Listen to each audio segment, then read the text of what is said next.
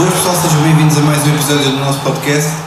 Hoje temos como convidados os do costume, Gonçalo Cardoso. Mais uma vez, boas pessoal. Luís Carlos. Boas pessoal. Diogo Catatão. Bem que é pessoal. E uma novidade do nosso painel, Gonçalo Brunheiro. Bem que é pessoal. Hoje vamos falar daquilo que foi a primeira jornada do Campeonato Português e da eliminação do Porto na Liga dos Campeões. Mas antes, queria dar só 2 minutinhos ao Gonçalo Cardoso para falar daquilo que foi a Supertaça. Gonçalo. Supertaça, não... Deixem-me falar. Um jogo que começou com alguma história, na minha opinião, porque temos aquele lance do Ferro, do contra-ataque do Sporting, que o Ferro, para aliviar, mete a bola para a baliza, em que o Vlaco Dimos faz uma grande defesa, e se calhar se essa bola tivesse entrado, por exemplo, o jogo poderia ser completamente diferente, porque acho que a estratégia do Sporting foi, com os 3 defesas, a tentar surpreender o Lages. Iniciou-se muito por tentar atrasar o primeiro gol do Benfica. Se o Sporting marca possivelmente pôr-se mais à defesa para o contra-ataque. Não entrando a bola do Sporting e num momento de concentração da defesa direita do Sporting, o Thierry que deixa a bola entrar nas suas costas através de um passe, o Rafa faz 1-0 ali perto do final da primeira parte, e acho que aí tipo, a estratégia do Sporting dificilmente conseguia ir avante, porque nós olhávamos para o banco do Sporting e também não víamos muitas diferenças para conseguir comatar o 1-0 para o Benfica. E entrando depois o Benfica na segunda parte, passado 10 minutos, tentando fazer o 2-0, a partir daí matou o Sporting. E depois, passado 2-3 minutos, faz o 3-0. E depois, início da época, quando os jogadores ainda sem as pernas para conseguirem fazer uma resposta a 100%, era só quase ver qual é que o Benfica tirava um bocadinho o pé do acelerador para não marcar mais 1 ou 2. Entraram mais 2, se o Benfica não tinha tirado o pé, podia ser mais 5 ou 6, não sabemos.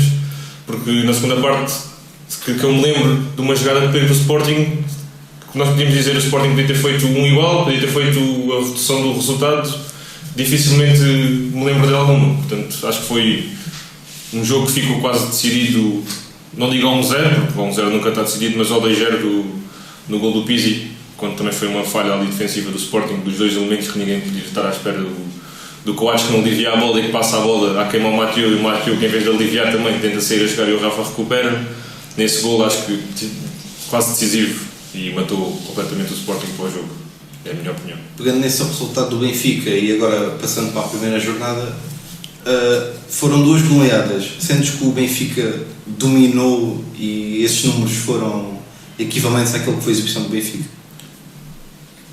Não é fácil, tipo, porque nós olhamos para o resultado dos 5-0 contra o Sporting e vemos que foram 5-0, com o Benfica minimamente conseguir jogar bem, a fazer transições de bola muito, muito fluidas para a fase da época em que estamos, também com uma equipa quase igual ao ano passado.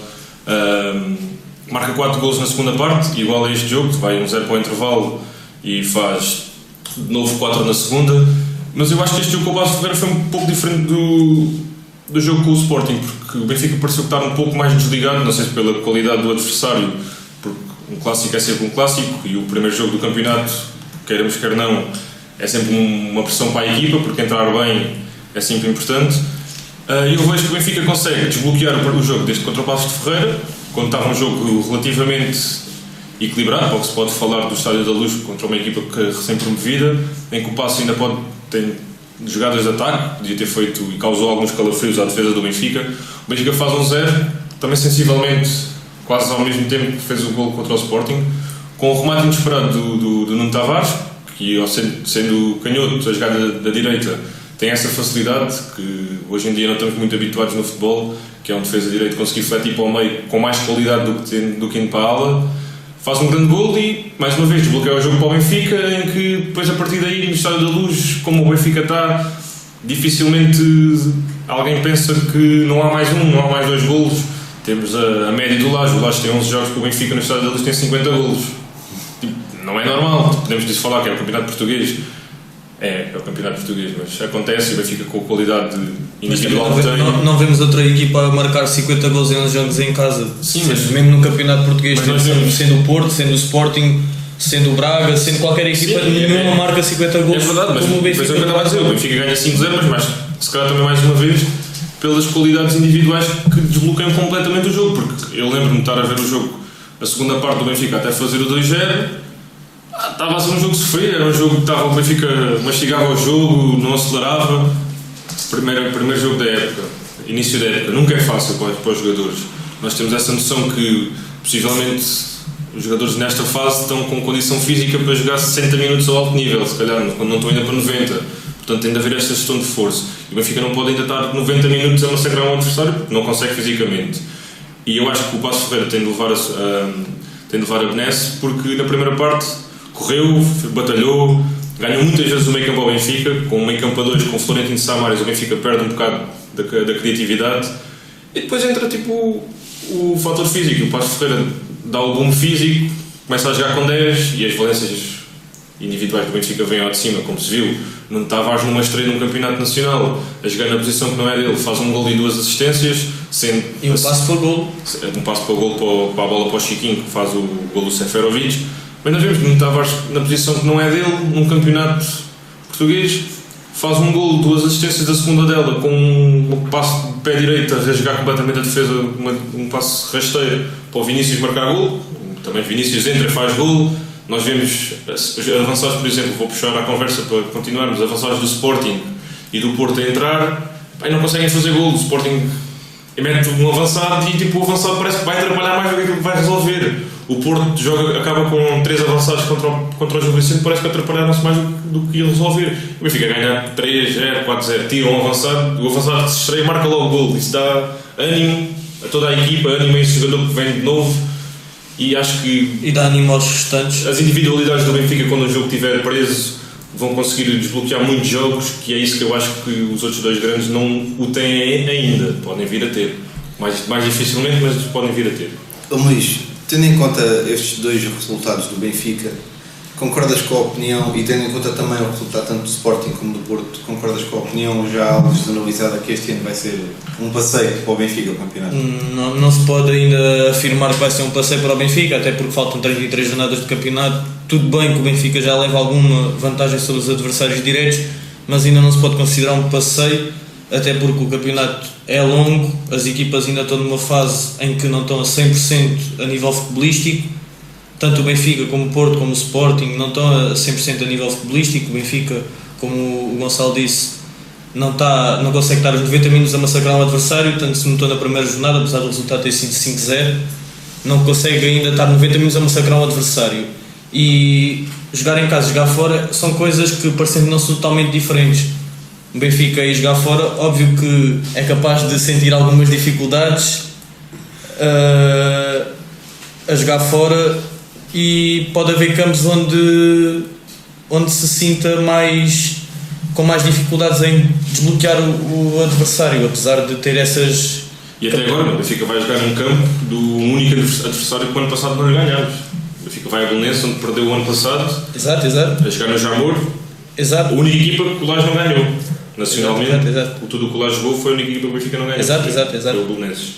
Mas Diogo, pegando agora nesta questão, o Luís e o Gonçalo estavam a dizer que nem o Benfica, nem o Porto, nem o Sporting estão a 100%, mas o Benfica não está a 100% e em 2 jogos tem 10 golos marcados, 0 sofridos. O Sporting tem 6 golos sofridos, 1 marcado. O Porto perdeu no jogo de estreia.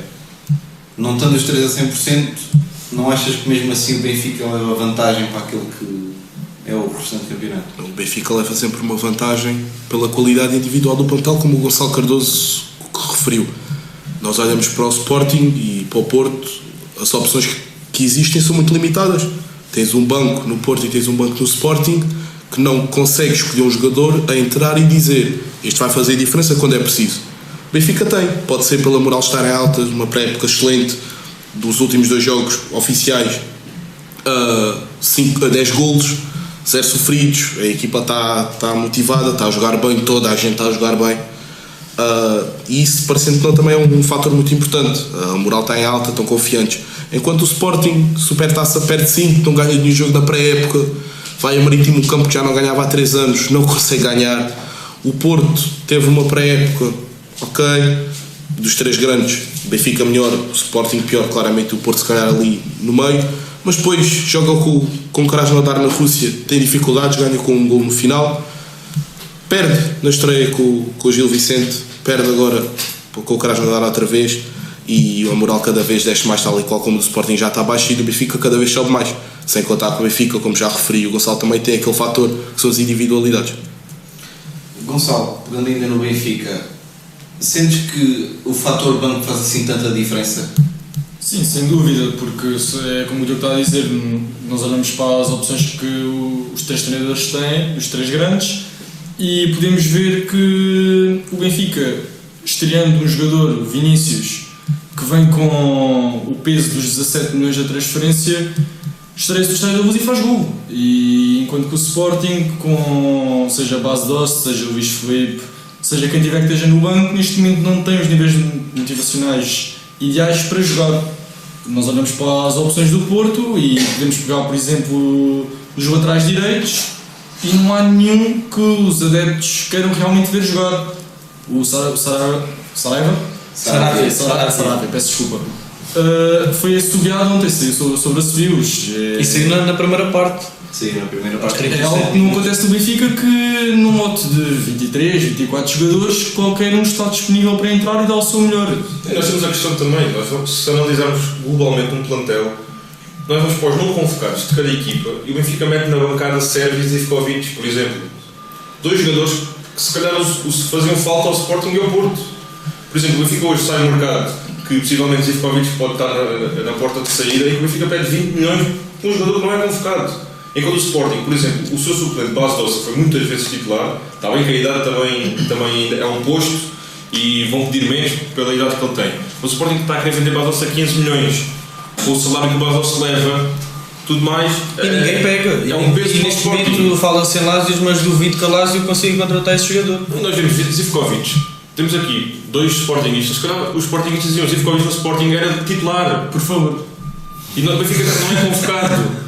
Aí vê-se a diferença de plantel e quando nós falamos nos jogos que vão estar bloqueados, e vamos ter muitos jogos bloqueados e vamos ter o Benfica a perder pontos, os benfiquistas não pensem, eu sou benfiquista, não penso que o Benfica vai ter 34 vitórias este ano, quem me dera, mas vai haver jogos que nós vamos perder pontos, se não perdermos pontos poderá ser com o coletivo, mas as individualidades vão fazer muita diferença. Já o ano passado, quando o Benfica faz a recuperação que faz, é também muito da individualidade, o jogo está apertado. O Benfica tem um abordadas que é o Rafa, tem um abordadas que é o Pizzi. Eu acho que aí não posso concordar tanto contigo, até porque o futebol é um jogo de plantéis e quando há mudança de treinador, as individualidades já lá estavam. As individualidades estavam lá, os jogadores têm a qualidade que têm, não é por um treinador chegar e em 2 semanas notas logo uma diferença. É um jogo de coletivo. Mas eu já nem estou tanto a falar tipo, é a coletividade que faz diferença. Eu já nem estou a falar das mudanças de treinadores, porque isso já foi há quase 6 meses e isso já tem de estar passado. Os treinadores que lá estão já não fazem mudança de nada. Já tem o sistema de jogo deles implementado. Agora, nós olhamos, por exemplo, para um jogo do Sporting. O Sporting teve agora contra o Marítimo num igual. O Sporting mexe na equipa, mete o Vieto. Mas também num campo difícil. Sim, não estou a dizer que é fácil. Tipo, o Benfica também vai lá jogar e vai ser um campo difícil. Mas eu olho, se o Sporting está empatado igual e o Kaiser olha para o banco e não vê tipo, uma opção válida. Um possível abre-latas, um possível jogador que vem muito motivado para fazer a diferença. O Sporting mete o Vieto pouco ou nada acrescentou. Mete o Diaby, mas valia se calhar a gente estar lá a jogar o outro que estava. Enquanto o Benfica não, o Benfica está a ganhar 1-0 no Estádio da Luz. Está a jogar, mastigar o jogo, início da época. Mete o Chiquinho faz uma assistência. Mete o Vinícius faz um golo. Ou seja, o banco do Benfica, ganhando 5-0 ou não ganhando, teve a influência no jogo, com um golo e uma assistência, pelo menos. Fora isso, nos restantes jogos que vão existir, o Lage sabe que no banco tem jogadores para mudar o panorama de qualquer jogo. Imagina, o jogo do Benfica não está a correr tão bem. Precisamos de 2 pontos de lanças mais físicos. Mete o Vinícius e o Seferovic, o Benfica pode cruzar mais bolas. Quer jogar diferente, quer jogar com mais rápido. Tira o Seferovic, joga com o De Tomás e com o Jota. Jogo mais fluido pelo chão. O Pizzi não está a render tanto. Mete o Chiquinho, quer atacar mais. Tira o 8, mete o Tarapto ou mete o Pizzi para o meio. O Benfica tem 1001 opções. Enquanto eu, analisando, por exemplo, vou agora falar do plantel do Porto, eu não vejo o Porto a fazer isso. Eu olho para os avançados do Porto, eu vejo 4 avançados idênticos. 4 avançados tipo marcar posição. Zé Luís, Marega, Soares e Aboubakar. 4 avançados que jogam praticamente tudo na mesma linha.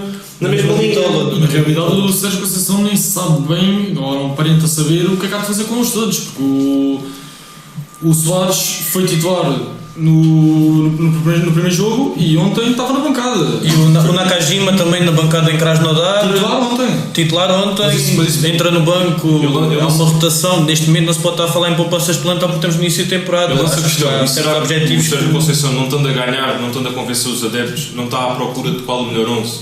Só que lançamos a questão, o melhor 11 deve- não é achado na pré-época. É exatamente, era isso que eu ia dizer. Ao nível do Futebol Clube do Porto, se calhar vai correr mal. Estar a fazer testes em pré-eliminatórios da Liga dos Campeões, em que é bastante importante para as contas do clube. Estamos a 2 Acho- semanas do clássico com o Benfica. Se o Sérgio Conceição perde na Luz por 2 ou por 3, provavelmente vai perder o seu lugar.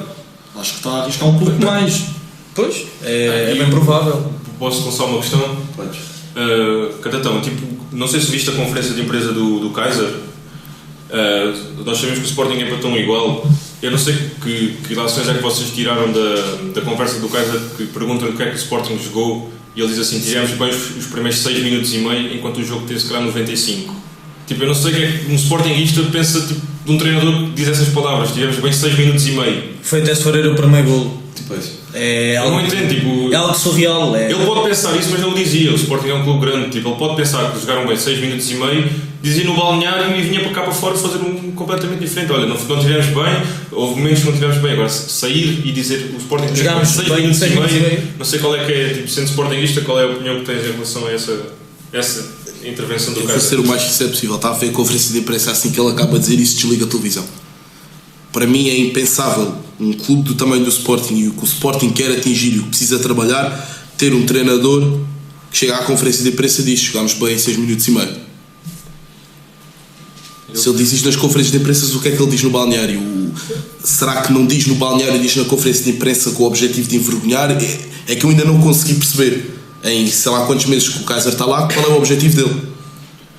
E o que lança para fora é causar tipo, quase como Causa estava a falar, instabilidade, envergonhar, tipo, causa instabilidade e fragilidades no nós temos plantel de ter que tem. atenção. Nós, somando todos os jogos, o Sporting sendo um clube grande, não ganhar 10 jogos seguidos. Tipo, isso é uma questão. Está bem que ganhou 2 títulos, mas ganhou 2 títulos empatando o jogo. Exatamente. O Kaiser tipo, não se pode agarrar, como se tem vindo a agarrar nestes últimos tempos, a dizer que o Sporting teve nas últimas 3 disputas nacionais. Yeah. Tudo bem, mas não ganhar 10 jogos. O Sporting, tipo, uma equipa grande, não pode estar 10 jogos sem ganhar. E vamos ser realistas, eu não sei se vocês são da mesma opinião, mas eu até considero que o Sporting tem mais plantel que o Porto neste momento, tem mais opções. Sim, em termos, se calhar, de 23, se calhar tem tipo, Sim, muito exato. mais. Isso tem. E o Kaiser não consegue fazer a equipa jogar, seja quem for que está em campo.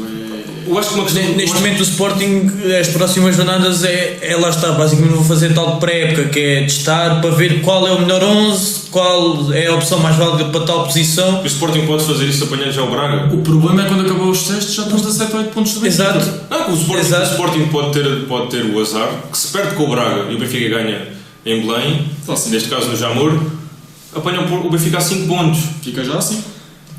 Porque o Sporting não vai ter um jogo nada fácil. O Braga vai jogar agora para a Liga Europa na quinta-feira. E o Braga está a jogar. Mas possivelmente vai descansar alguns elementos porque para serem eliminados tem de sofrer 3 golos de início. Exatamente. Portanto, o Sporting se calhar vai jogar, vai receber o Braga. E não é um Braga qualquer. Pode ser um jogo. É um Braga que tentar Tem opções. tem está a opções dar a bola. válidas e muitas delas poderiam ser jogadores completamente indiscutíveis, Encaixariam no plantel do tanto no Sporting. Porto como no Sporting. Mas achas que o problema do Sporting neste momento pode ter a ver com o facto de Bruno Fernandes foi aquela novela, sai, fica e o Kaiser não conseguiu montar uma estratégia Eu acho que fixa porque estava a tentar preparar sem o Bruno Fernandes, mas depois ele ficou, depois agora está a tentar montar com o Bruno Fernandes e estava uma... Eu acho que um treinador tem de montar uma equipa não em função de um jogador, mas em função de um plantel. E tem de estar preparado para qualquer eventualidade do mercado. Se os jogadores entrarem e sair, todos os anos entram uns e saem outros. E eu acho que não se pode basear na questão do Bruno Fernandes sai, fica. Porque um jogador não vai ganhar campeonatos sozinho. O jogador sozinho não ganha campeonatos. Pode fazer diferença, mas não ganha campeonatos sozinho. E um treinador tem de montar uma equipa tendo em conta um todo. E não pode basear a sua estratégia só contar com a saída ou com a permanência de um determinado jogador importante. E acho que não pode mexer com o plantel da forma que tem estado a mexer com o plantel. Eu acho que isso tem de ficar bem patente porque o Kaiser não pode montar uma estratégia em função do Bruno Fernandes sem saber se ele sai, se fica, ele tem de montar uma estratégia que se adequa à equipa e beneficia a equipa e o coletivo, de modo a tentar obter boas exibições e resultados em campos que teoricamente é favorito a conquistar pontos. Marinheiro, achas que agora, porque daquilo que foi os jogos do Sporting até agora, o Bruno Fernandes esteve envolvido em todos os golos, todos. Achas que a saída do Bruno Fernandes agora do Sporting, o quão drástico é que poderia ser? Eu tenho uma opinião um pouco diferente do resto do pessoal, porque para mim os sportinguistas, direção, treinador, mesmo os adeptos, acho que já todos tinham interiorizado que o Bruno Fernandes ia sair. E o Bruno, principalmente, um fator que ajudou a isso foi o Félix a sair pelo dinheiro que foi, pelos 120 milhões.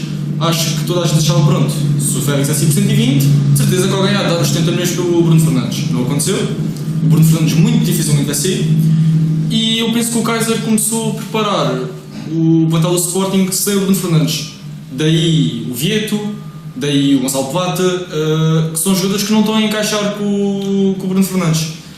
Eu não sei até que ponto, isto para dizer que eu não sei até que ponto é que não seria bom para o Sporting o Bruno Fernandes sair mesmo, porque enquanto o Bruno Fernandes não sair, o Kaiser vai continuar a construir uma equipa à volta da esperança que temos no Bruno Fernandes, e vai haver dias em que o Bruno Fernandes vai estar em dia não, porque calhar todos, e nos dias em que ele estiver em dia não, o Sporting não joga de todo, não há ninguém remata. Mas tem de ter opções válidas para tal, por isso é que o plantel tem de ser construído à base de uma equipa. Exato, e não pode ser à base de um jogador. Por isso é que o Sporting não está confirmado a saída do Bruno Fernandes, que o próprio Kaiser vai dizer, eu não consigo pôr o Vieto e o Bruno Fernandes a jogar, jogam igual, não consegue. E nós fomos ver, em média, um jogador de futebol tem 3 minutos a bola nos pés. É feito se nós formos comparar o tempo que o Bruno Fernandes tem a bola nos pés, cara tem quase 6 minutos. Sim. Ou seja, muito do jogo do Sporting, quando está alguma coisa, onde é que anda o Bruno? Então, bola para o Bruno. E o Sporting funciona assim o ano passado funcionou relativamente bem não se pode dizer, porque nunca tiveram, na reta final não tiveram luta pelo título, mas ganharam 2 títulos. Para o Sporting é bom, e qualquer equipa que ganha 2 títulos, Taça da Liga e Taça de Portugal, tem de se dizer que é bom. Agora, o Bruno Fernandes devia ser mais um a ajudar e não se calhar mais um problema que pode estar a criar ao Sporting, porque nós podemos estar a ver que o Sporting está a criar dependência de Bruno Fernandes, que é normal, porque é um jogador muito superior a qualquer do meio campo à frente, é muito superior a qualquer jogador do Sporting, um jogador que para mim tem lugar em qualquer liga do mundo, o Bruno Fernandes, e é isso que se vê. Os bons jogadores não são aqueles que jogam bem cá, são aqueles que se vê que conseguem jogar em qualquer liga. Eu acho que o Bruno Fernandes tem isso. Agora, se o Kaiser pensou, não pensou, porque depois tem a questão que é, se ele pensou que o Bruno Fernandes ia sair, porque é que o Bruno Fernandes faz todos os jogos da pré-época? Joga quase todos os momentos da pré-época, faz todos os passos para gol e gols do Sporting, continua a marcar os livros, continua a ser ele a assumir toda a responsabilidade. O Kaiser tentou ou pensou que o Bruno Fernandes ia sair, mas ao mesmo tempo tentou mostrar à direção que não o quer fora dali. E nós temos agora, o Sporting não o vendeu, bem ou mal, mas não cada um sabe a sua gestão. O Kaiser pode não querer, mas o Sporting dificilmente. O Sporting precisa de dinheiro. O Sporting precisa de dinheiro, mas o Sporting também não se quer ver livre do Bruno Fernandes. Mas o Sporting até porque se ele está envolvido em tudo, imagina se ele não estiver envolvido em nada. Tem de pagar uma dívida de 40 milhões. E como nós estamos aqui a dizer, o futebol é feito por 11. Perdes o teu melhor jogador, ok. Pode estar 6 meses mal, pode estar a recuperação. O futebol é feito por 11. Nós tivemos o caso do Real Madrid. O Real Madrid perdeu o Ronaldo e andou. O ano passado não ganhou nada. Este ano vamos ver o que é que vão fazer. Lá está, se calhar era o Sporting que precisava. Porque saindo o Bruno Fernandes por 70, conseguiam pagar a dívida que vão ter agora de 40 milhões. Conseguiam, se calhar, comprar um jogador que fizesse um bocadinho de diferença no futebol do Sporting. E o futebol do Sporting, se calhar, não era pensado para mas era pensado por 11 que estão a jogar naquele momento. Porque eu vi um bocado do jogo contra o Marítimo e o Sporting sofre o golo, tenta fazer a reação, consegue a reação com um igual, e a partir de um igual, sempre que havia um lance de contra-ataque, a bola parava nos pés do Bruno Fernandes, seja para ele fazer o último passo, seja para ser ele a finalizar. Eu acho que isso numa equipa, como o Marinheiro disse, vai dar alguns resultados. Imaginando que o Bruno Fernandes está num dia não ou é bem tapado. Ou se lesiona, por exemplo. Ou se lesiona. o Sporting vai ter um problema. Lá está, o plantel tem de ser formado, não pode ser formado apenas por 11, tem de ser um formado num todo. E tu tens de ter qualquer tipo de jogador preparado para assumir o 11, que é o que acontece no caso do Benfica. Tu vês, sai um, entra outro, quase não notas a diferença. Tu vês que o futebol praticado é o mesmo. Sim. O futebol jogado continua a ser o mesmo. Nós Benfica continua a mostrar resultados. Tira-se um, mete-se outro, tiras um Gabriel, metes um Samaris, o futebol continua a ser o mesmo. Olha, aí tirando o Gabriel e pondo o Samaris, eu não concordo que o futebol seja o mesmo. A ideia é a mesma, mas não é feita igual. A ideia é mesmo, mas os resultados estão lá. Sim, está bem, mas o Benfica tira um piso e mete um Chiquinho. A qualidade do piso é melhor, mas tipo, o Chiquinho é bom jogador, tem bom jogador e não continua, diferença. Agora se o Sporting tira um Acunha e mete um Diaby, pá, com uma diferença abismal. Claro que notas. Ou seja, o plantel é muito... As diferenças de banco e percentual do plantel do Benfica está muito mais construído com as características para cada posição, como o mas tu precisas de um jogador para resolver, mas tu precisas de um jogador para resolver no Sporting, tu não tens. Tu queres tirar um Acunha porque não tem dinheiro.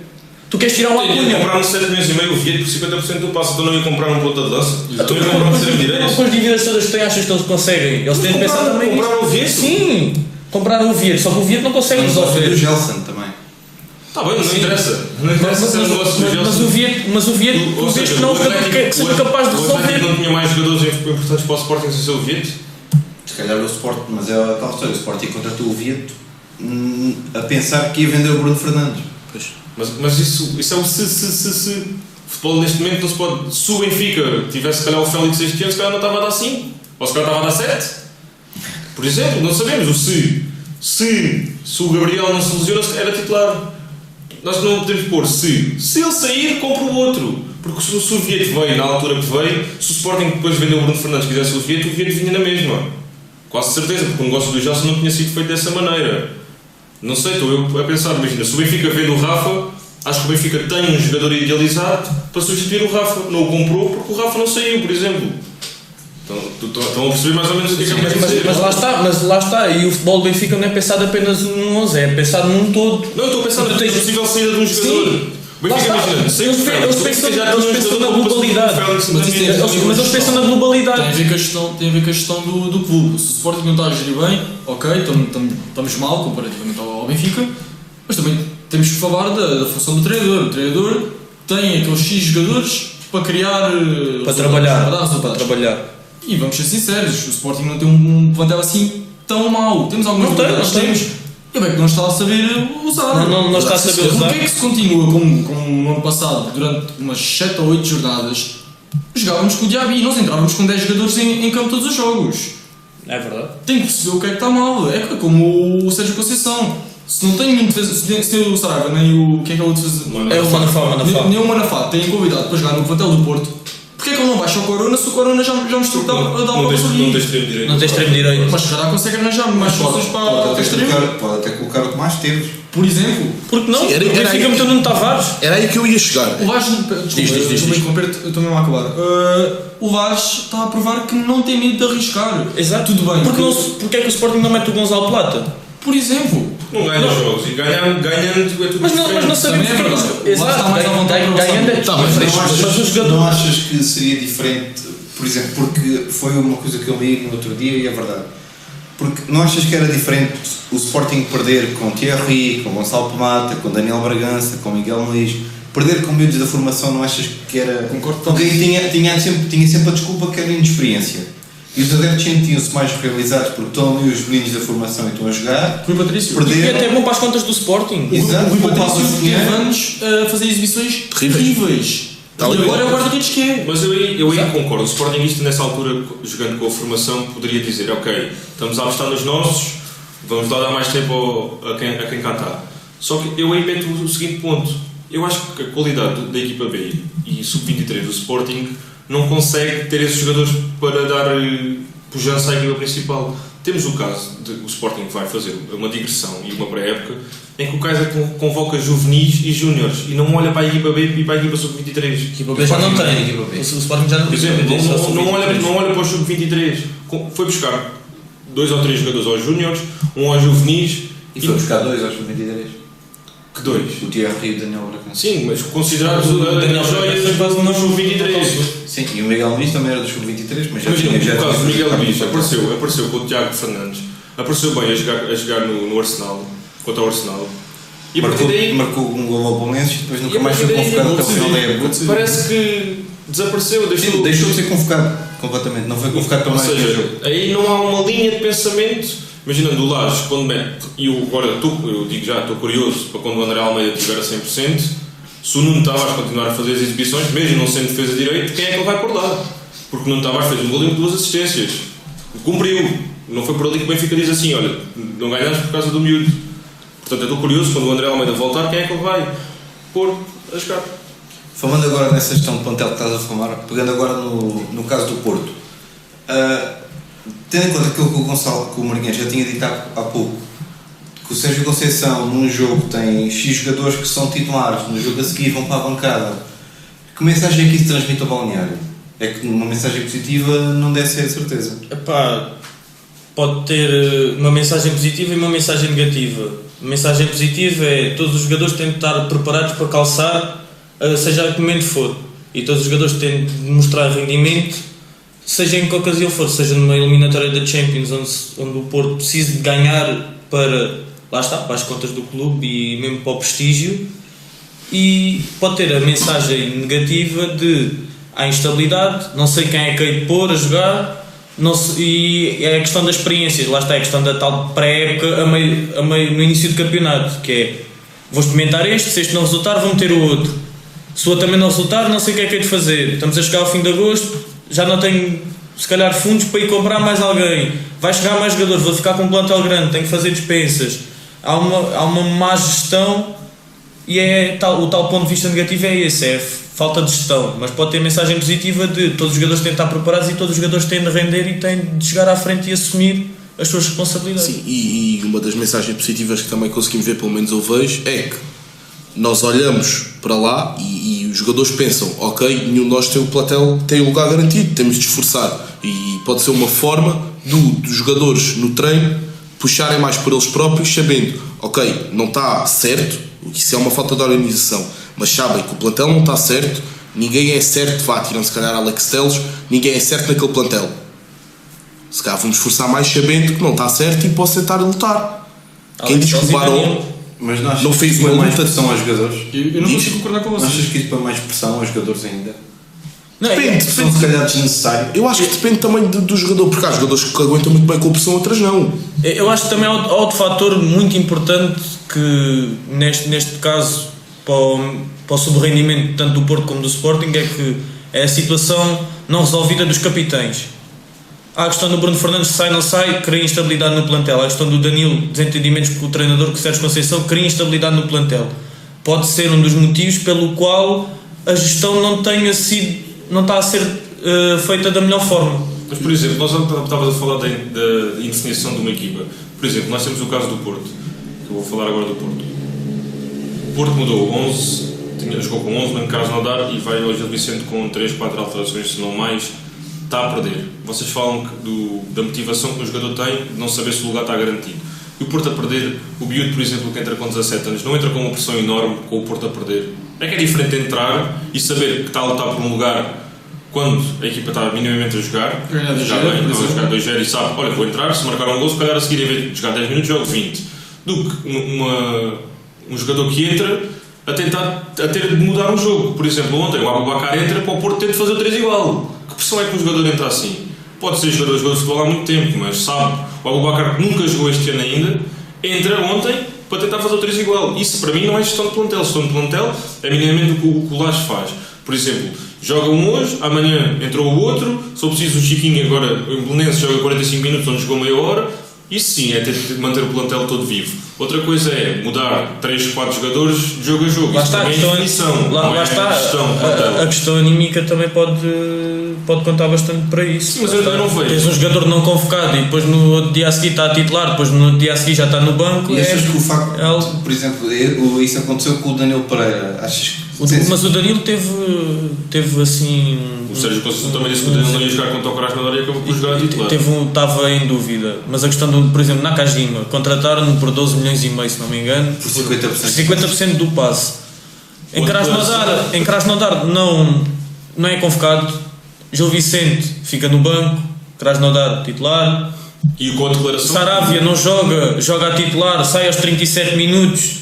Sim, mas o Porto está a perder 3-0, tem de mudar alguma coisa. Tem de dar alguma coisa, Agora, né? eu não entendo a Mas declaração que o Sérgio Conceição faz depois do jogo do Gil Vicente Mas estás a queimar o jogador? ao dizendo assim: o Nakajima ainda não joga no Porto porque ainda não sabe Não está bem o habituado. que é o Porto, está-se a habituar à equipa, está-se a Não habituar ao sabe. campeonato. Quase nenhum sabe. Como é que podem dizer que o Nakajima não sabe o que é o Porto e não sabe o que é o campeonato? Jogou cá. Jogou no Portimonense, Jogou no esteve na Portimonense. Arábia. Ok, mas o Manafá veio do Portimonense em janeiro do ano passado e no jogo a seguir estava a jogar. O Nakajima é pior jogador que o Manafá? E Acho que não. Achas que Sérgio Conceição... Eu acho que o Sérgio Conceição comprou o Nakajima a pensar que ia fazer uma coisa com ele e Brahim. quando vê que ele não consegue fazê-lo. Porque o Nakajima não é um jogador O Luís que o Dias- Sérgio Conceição gosta. É um jogador que consegue agarrar na bola e leva a bola durante 20 metros em força. Não é esse jogador. Eu acho que o Sérgio Conceição se enganou um pouco daquilo que queria com o Nakajima. E por isso é que está a tentar habituá-lo, ganhando força física, que dificilmente vai conseguir ganhar com a estatura que o Nakajima tem. E agora viu-se obrigado, pela pressão de adeptos e pela pressão de imprensa, a ter de pôr o Nakajima a jogar contra o Krasnodar. Não achas que isso mostra fraqueza por parte do treinador ao resto do plantel? Porque a mensagem que transmite é: fizeram pressão para o Nakajima jogar e o Mister pô-lo a jogar. Então, Então, agora o Saravia jogar e o Saravia também jogou. agora vou pedir ao meu agente para mandar para a comunicação social, metem pressão para eu jogar e eu vou jogar também. Não, e até o Danilo, tanto começou com o Danilo e era o que estavas a dizer, o Danilo entrou a titular. Com problemas ou não com o treinador, o Danilo está a jogar. Quando Sérgio Conceição diz plenamente Danilo não vai jogar e não é entra no minuto final, não é titular. Neste momento a mensagem que passa é: quando houver pressão, vai ser o jogador que vai assumir. O treinador neste momento não está a mandar rigorosamente nada. Exato. E o que é que aconteceu no Porto para isso acontecer com o Sérgio Conceição, que foi um treinador que foi tão autoritário, tão mandão, faz uma época mais ou menos, Bestial a besta. e agora parece que perdeu o poder todo do Porto. Perdeu o balneário? Perdeu o balneário, perdeu peças fulcrais da equipa, Herrera. Mas ganham outras. Mas Ganham quais? Ganham o Marcano, por exemplo, tem o Pepe e o Marcano, são jogadores de Porto mesmo. Mas o Pepe já lá estava, ganhou o Marcano, mas acho que o Herrera tem uma influência totalmente diferente. O Brahimi pegar na bola em teres um Luís Dias, que Mas o nem Brahimi não é de conhece o balneário. futebol. Eu estou a falar mesmo de balneário. Mas Ele perdeu- o Brahimi é um jogador que tem qualidade dentro de campo, se calhar qualidade superior até ao Nakajima e ao próprio, Por exemplo, se calhar esses e dois ao próprio jogadores Luís que nós Dias. estamos a falar, Brahim e Herrera, E mexe os eu acho que o restantes. Sérgio Conceição poucas culpas tem nisso, porque quem tem culpa é Casilhas. possivelmente a direção de não os ter conseguido convencer a renovar, não os ter conseguido, ou vendendo no ano passado e não deixando a custo zero. Porque, por exemplo, se nós estamos a falar, porque estes dois jogadores saíram a custo zero, imaginando que saíam por 20 milhões, o Porto perdeu-os na mesma. O próprio Filipe. E agora temos a questão que se Sim, mas fazia a diferença aí, porque se calhar até nesses fundos o Porto poderia investir. Sim, correto. Mas o Porto propriamente não tem destes fundos, gastou mais dinheiro que o Benfica este ano. O Porto gastou 60 milhões. Se nós formos ver, gastou 60 milhões. Tem Zé Luís, que não joga. Nakajima, Luís Dias, Uribe, E depois Marquezinho, veio outra coisa que Marcano. foi, saiu o Pinto Agora a dizer que todas as contratações pedidas foram feitas pelo Sérgio Conceição. Ou seja, se o Sérgio Conceição as pede, porque é que inicia a época com quase todos os jogadores que estavam no Porto? Contratam defesa de direito, quando sai Éder Militão, pelo que sai na imprensa, Maxi. foi o Saravia, foi o Porto, foi o São Conceição que pediu o Saravia. Sai o Brahimi, pelo que sai na imprensa, foi o Porto que pediu Nakajima. E ainda vai buscar o Luís Vai Dias. buscar Zé Luís, porque o Porto pensava que o Soares ia para a China. Contrata também foi um pedido de Sérgio agora, Conceição. contrata agora o Uribe Para colmatar a saída do final, Herrera. que não consegue jogar ainda contra o Gil Vicente, tinha pouco dias de Porto, entrou agora na lesão do Sérgio Oliveira. Sai o Filipe, entra o Marcano, entra o um Marcano. jogador que sai a custo zero na altura, vamos buscá-lo outra vez por 3 milhões de euros. Isso mostra mesmo medo da gestão do Porto. Porque Mostra instabilidade já na gestão. conheciam. Exato. O Porto neste momento Vendo a custo zero, mas vão tem jogadores que já cá jogaram. Já cá jogaram? Nakajima, Teve que Nakajima pagar. era de futebol português, o Zé Luís passou por cá. O Porto neste momento não se sente em condições de avançar por jogadores que não estejam familiarizados com o futebol português. Mas depois a nossa questão, Zé Luís custando 9 milhões, é pior ou melhor que o Soares que cá estava? É pior. Eu acho que não é melhor que o Soares. O Soares falhou agora gols contra o Gil Vicente, mas também já marcou muitos gols. Eu lembro-me do Soares, Estima-se que o Sporting pelo fez os primeiro gols. jogo com o camisola do Porto, marca visa contra o grande rival como o Sporting. Exatamente. Eu acho que a questão do Porto neste momento, não sei se é devido a fatores superiores de direção que já estão tipo um pouco fatigados de lá estar, porque o Pinto Costa já lá está há muitos anos, a direção também mudou. Se podemos estar agora a sentir a falta de António Henriques, que saiu há 3, 4 anos do Porto, que era um manager que fazia se calhar muito daquilo que era o Porto, porque eu lembro-me do Porto há 3, 4 anos tinha 11 jogadores fenomenais, e hoje em dia não vejo uma referência do Porto como no meio campo como um Lucho, como o João Moutinho, não vejo um extremo a fazer minimamente o que era o Hulk, não vejo um criativo a ser como o Rames, não vejo ponta de lança como o Falcão, Jackson. Não vejo o Porto a fazer isso. Por exemplo, nós temos o caso do Falcão, por acaso não me lembro ao certo quanto é que o Falcão custou aos cofres do Porto, mas se calhar até posso estar completamente enganado, mas se calhar não custou tanto como este Zé Luís. Não acho que acho que sim, estás a ver? acho que foi ali 10 milhões mais ou menos, foi ao River Plate. Mas se nós dissermos assim aos adeptos do Porto, em vez do José Luís, que és o Falcão com 34 anos, toda a gente vai querer o Falcão. Claramente. Até os próprios comentadores, portistas, analistas da acho que até o Porto neste momento queria o Jackson. Dizem que o Porto não tem um avançado com golo. E eu acho que é verdade. E a esperança está toda no Babacar. Eu ouvi o Marega já sabe que lá à frente um analista do Porto corre muito, mas pouco disse faz. assim: o Marega é um dos melhores jogadores do Porto, se não o melhor nesta altura. Mas para marcar um gol precisa estar lá 4 vezes à frente da baliza. E numa equipa que está fraca mimicamente, precisar de resultados, tem de ter aquele jogador com maior oportunidade de fazer o gol, como era o Jonas do Benfica. Tem de ter maior oportunidade e tem de pôr a bola lá dentro. Tem de criar o resto da oportunidade sozinho. E eu acho que no Porto e também no Sporting, equipas que estão possivelmente na corda bamba, porque temos de dizer que estão na corda bamba, porque se o Porto perde na Luz, não faz um bom resultado contra o Setúbal, não ganha 1 ou 2 jogos, e o Sporting na mesma questão perde com o Braga, vai fora, também não consegue ali, podemos estar a pôr em risco Kaiser e Sérgio Conceição à frente das equipas. E pode criar logo um fosso logo no início do campeonato que pode-se vir a demonstrar importante. Posso fazer aqui uma pergunta, Tiago? Podes. Vou aqui fazer uma relacionada com o Porto. E é relacionada com o Porto e com o Sporting, falando destas duas. Não acham, e agora vou aqui direcionar mais ao Gonçalo Marinho, que gostava de saber da opinião dele, não achas que o despedimento dos treinadores o mais cedo possível, quando eu digo mais cedo possível, não agora, mas dar uma pequena margem de erro, tal e qual como o Luís Filipe Vieira deu ao Rui Vitória, que já começou a temporada meio tremido, falhou ali 2 jogos, foi-se embora, não achas que era benéfico e dava muito mais esperança quer ao Sporting quer ao Porto?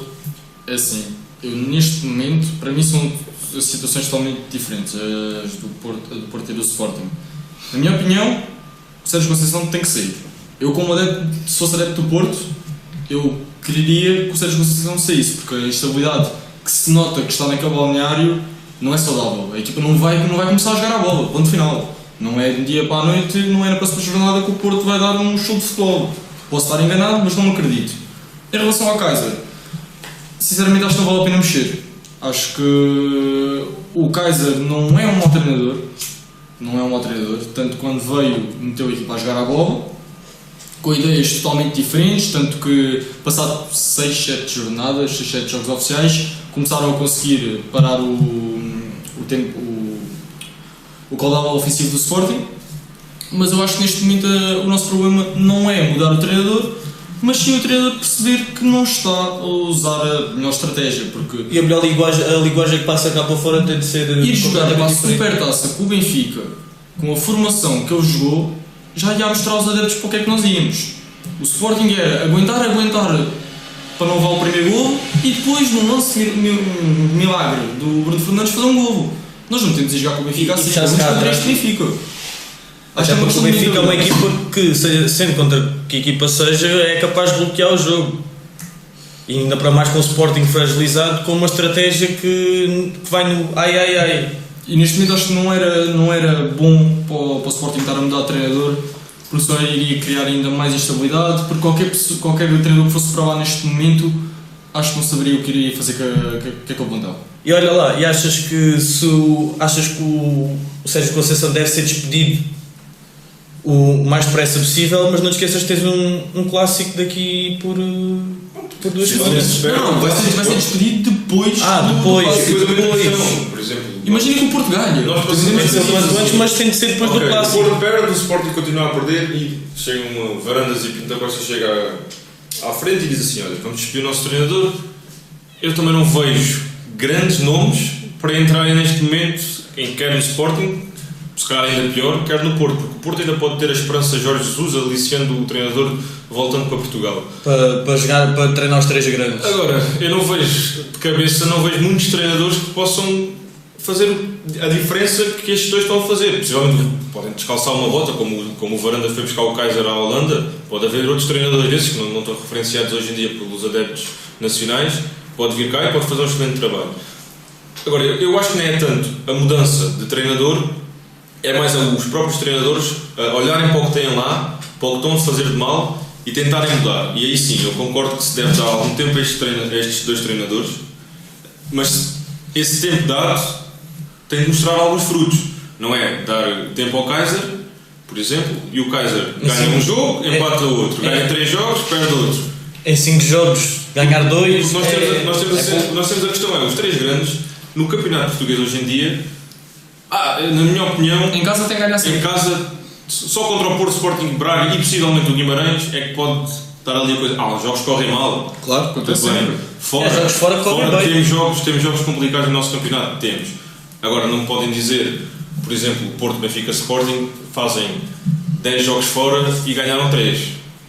Acho que alguma coisa aí está mal em qualquer um dos grandes. Com todo o respeito pelas outras equipas do campeonato, mas não é normal um Futebol Clube do Porto ir jogar com o recém-promovido Gil Vicente, Da terceira divisão com 23 jogadores diferentes. uma equipa criada de novo, de base, e Olha, perde porque a não o primeira Vitor jornada. Oliveira assumir um Sporting ou um Porto, porque não? Lança-se a dúvida. Já como é capaz de fazer milagres, porque não fazer um milagre nos grandes? porque não arriscar. O Benfica não arriscou. Não arriscou assim tanto, já conhecia. Não, já conhece o trabalho do Huawei. Continua. Porque não o Porto também Mas se nós formos ver, o Sporting estamos dá numa altura- continuidade ao trabalho da formação. E se formos ver, estamos numa altura que os treinadores que aparecem são sempre grandes riscos. Não só falando de Portugal, mas falando do estrangeiro para poder trazer para Portugal. Falamos de Zidane que aparece do nada, que estar a treinar uma equipa a B ou C do Real para passar para o Real A é um salto gigante. Também tiveste o Temos caso do Guardiola. Lampard. O Guardiola também sai do Barcelona B para o Está bem, para mas isso já foi há... Mas isso não interessa, é um risco. Mas é um Vocês risco. estão a entrar num ponto que é. As equipas grandes hoje em dia não fazem só formação dos jogadores, também fazem formação do próprio treinador que lá está na equipa B, na equipa sub-23, nos júniores. Como é o caso do Guardiola que estávamos a falar. O Guardiola se calhar já estava a ser preparado para algum dia, se mostrasse frutos na equipa B do Barcelona, agarrar a equipa A, porque ele sabia sabe o que é o Barcelona, sabe o que é que vale. Tanto que nós vimos o Guardiola a subir e ele a levar Pedro Rodrigues a sentar um grande nome que lá estava, Sérgio Busquets a entrar e a jogar. Como o Laje subiu, sentou o Jardel para pôr o Ferro, mete agora o Nuno Tavares à direita, Florentino. sentou o Feiza para pôr o Florentino, sentou alguém para mudar a estratégia de jogo e mete o Félix, ou seja, jogadores que ele já conhecia de alguns anos. Por isso mesmo é que nós temos de ver, se calhar o Benfica, neste momento, pode estar 2 patamares à frente dos outros, porque não está só a formar jogadores, Está também a formar e está treinadores. possivelmente a formar possíveis treinadores para a equipa A. Sim, mas o Sporting já o fez no passado, inclusive com o Paulo Bento, que passa de treinar os Júniores para treinar a equipa sénior, e agora há pouquíssimo Das tempo. melhores épocas que o Sporting teve, ficou quase sempre. Ficou 4 anos consecutivos em segundo Se calhar lugar. se dessem um plantelzinho melhor ao Paulo Bento nessas alturas, para o Paulo Bento podia ter morto o borrego do Sporting e ganhado o campeonato. E tiveste o caso agora do Tiago Fernandes, que sobe da equipa. Mas lá está, mas não lhe deram, eu acho que, na minha opinião, não lhe deram muito tempo para ele provar Não, o seu porque poder. até porque Marcelo Cáceres era um nome que Varanda já tinha como pretendido e Exato. já estava Exato. a assinar o. Porque eu acho que a diferença neste momento para os 3 grandes é mesmo fator gestão clube. Porque eu acho que o Benfica tem a gestão completamente solidificada, o Porto tem os grandes nomes lá, o Sporting está a tentar fazer modificação para algo novo, ou seja, estão todos a correr contra o tempo quando o Benfica está um bocado à frente do tempo.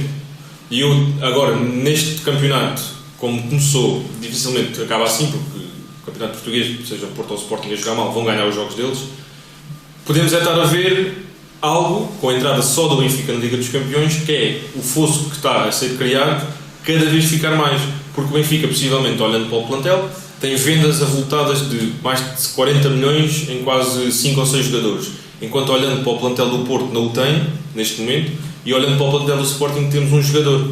Ou seja, a diferença pode vir ficar cada vez maior. Ou seja, vamos ver o que é que vem na segunda jornada, na terceira jornada e por aí adiante. E é com um ponto de interrogação nos nomes de Marcelo Kaiser e Sérgio Conceição que terminamos este podcast. Obrigado a vocês pela vossa presença. Nada. Obrigado nós. Sigam o podcast, malta. Sigam a página. Like, Partilha. partilhem. E olha, logo à noite, eu. Todo fedido. Todo fedido.